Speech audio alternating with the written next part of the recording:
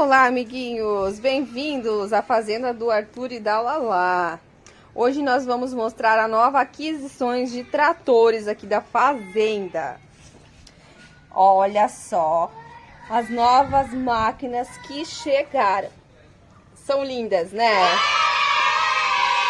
São os caminhões da Iveco. Tudo de agricultura, para a gente poder aqui trabalhar na nossa fazenda. Hoje nós vamos abrir um deles. Acho que vamos começar por esse daqui, que vem um trator. Eu vou mostrar para vocês.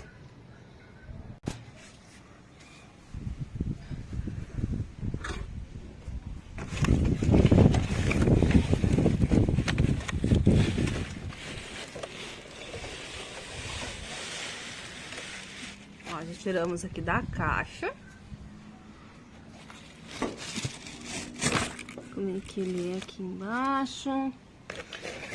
Esse daqui, aqui ó, na referência, ó, é o plataforma com trator magro.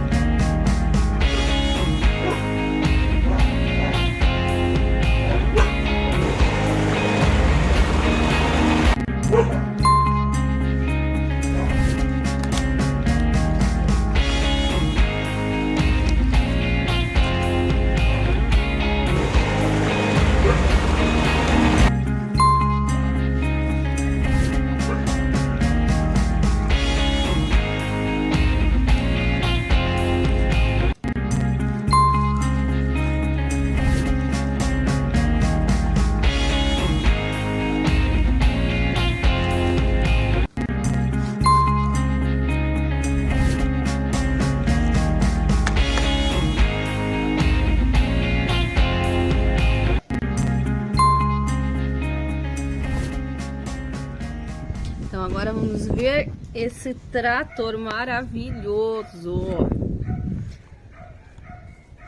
Escada que dá acesso aqui para a parte interna.